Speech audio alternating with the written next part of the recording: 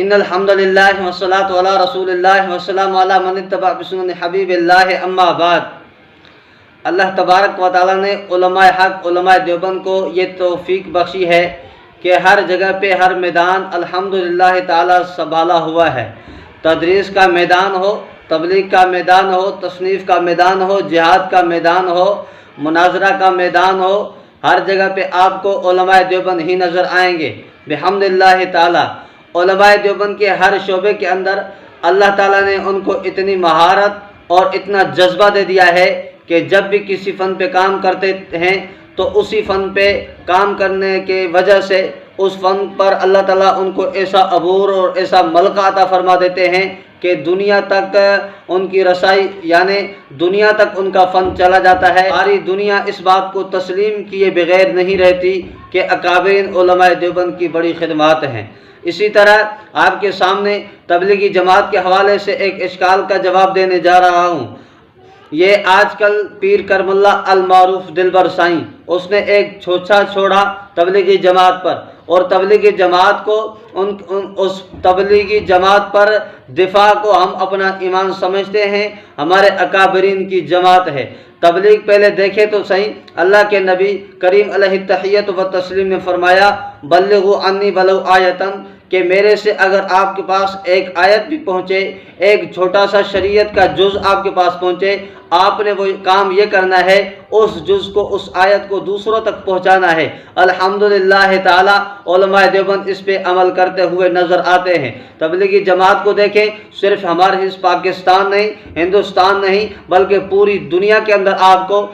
اس تبلیغی جماعت والے آپ کو نظر آئیں گے کس طرح کام کر رہے ہیں۔ اپنا پیسہ ہوتا ہے، وقت اپنا ہوتا ہے، لیکن جلنے والے کا مکالا، یہ تو مقولہ مشہور ہے، وہ تو جلتے ہی رہتے ہیں۔ شیطان کہاں چاہتا ہے کہ خیر کا کام آگے بڑھے، شیطان کہاں چاہتا ہے کہ یہ کام ہے جو خیر کا کام ہے اس کو امت تک پہنچایا جائے۔ تو خیر، شیطان نے اپنے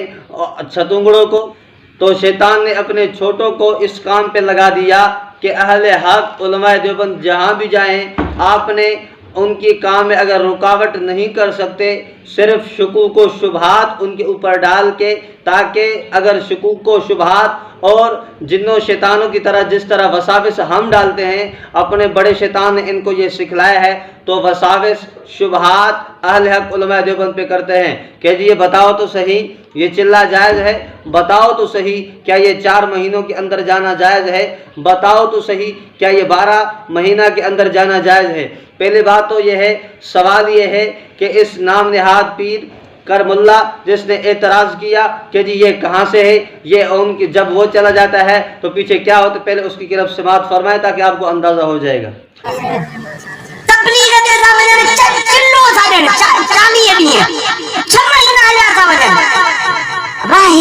یہ کیڑی تبلیغ سال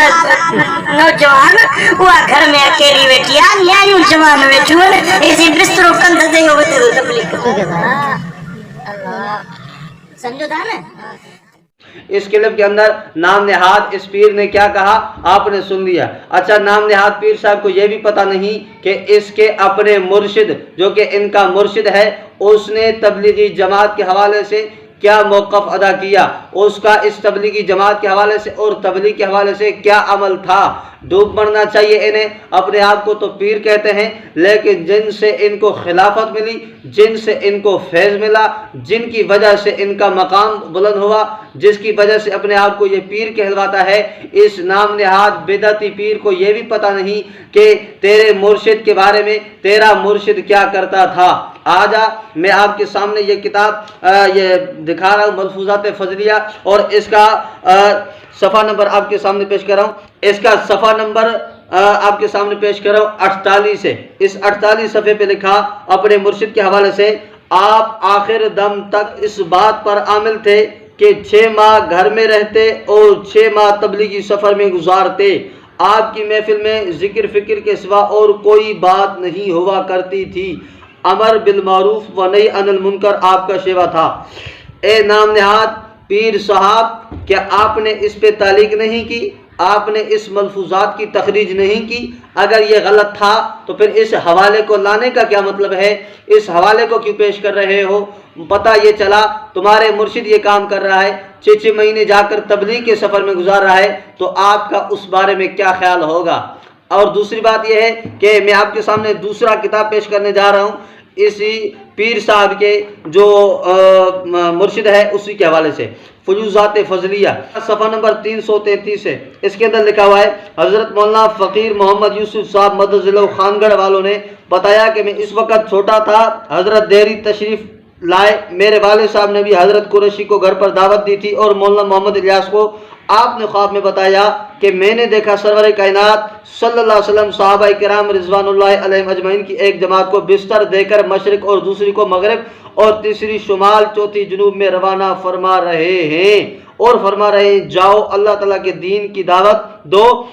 آپ مجھے اس خواب کی تعبیر دیں۔ تو مولانا محمد الیاس اگلے دن اپنے کندھے پر بستر رکھ لیے جو کہ حضرت نے دیا تھا کہ حضرت یہ آپ کے خواب کی تعبیر ہے، آپ میرے حق میں دعا بھی فرمائیں، اور حضرت کے سامنے میوات کی طرف روانہ ہوئے۔ آپ کا مرشد اس سفر کے لیے، اس تبلیغی سفر کے حوالے سے خواب دیکھتا ہے، اور آپ کو جو مرشد ہے اس کو تو بسترا دے کر اس کو کہہ رہا ہے کہ یہ بسترا یہ آپ کے ذمہ، آپ جاؤ، اور اس پہ عمل کروا رہا ہے۔ آپ کہتے ہیں تبلیغ جماعت میں جانا یہ تو صحیح نہیں ہے، یہ کیا ہے؟ یہ بھائی صاحب کیا آپ کو اپنے مرشدوں سے اختلاف ہے؟ اگر اختلاف ہے تو ڈٹ کر کیوں نہیں بیان کرتے، جبکہ آپ ان کے روٹیوں پر، آپ ان کے پاس جا کر کھانا خوراک کھاتے ہیں؟ تصویریں مل جائیں گی آپ کو، پیر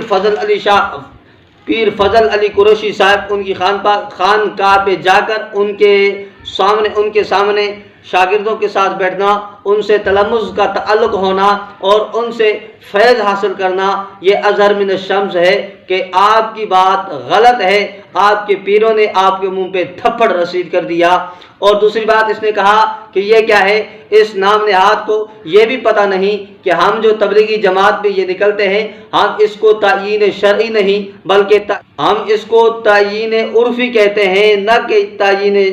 جو کہ شرعی ہے، جو کہ آپ کے ہاں تیجا، آپ کے ہاں 40واں، یہ تعیین شرعی ہے، جبکہ ہمارے ہاں تعیین عرفی ہے، اور تعیین عرفی پر کوئی اعتراض جا سکتا، یہ آپ کی جہالت ہے۔ اور دوسری بات، آپ کے دعوت اسلامی کے نام نہاد پیر جو کہ الیاس قادری، وہ تو تقریروں میں کہتا ہے، اب وہ تو پہلے مخالفت کرتے تبلیغ جماعت کی، لیکن اب تو کہتا ہے چندہ نہیں بندہ دو، 12 مہینوں کے لیے بندہ دو۔ تو اگر خوشی ہوئی ہے تو 12 ماہ کا تحفہ دیتے، ہم کو کیک تو کاٹنے نہیں ہے، ہم کو مالی کوئی مطلب ہے کہ آپ دیں، یہ بھی کوئی مسئلہ نہیں ہے، آپ 12 ماہ دیں، چندہ نہیں بندہ جب بھی آ جائے 12 ماہ کے بعد بھی اگر ممکن ہو تو نیت کر لیں، نیت تو کریں یار، نیت دل کے ارادے وہ کہتے ہیں۔ تو سوال یہ ہے 12 مہینے جو یہ تبلیغ میں جائے گا، نام نہاد تبلیغ جو کہ قرآن و سنت کی بھی نہیں کرتے، شرک و بدعت کی کرتے، تو اب آپ بتا دیں 12 مہینے کہاں جائے گا وہ؟ اس کے گھر میں کون ہوگا؟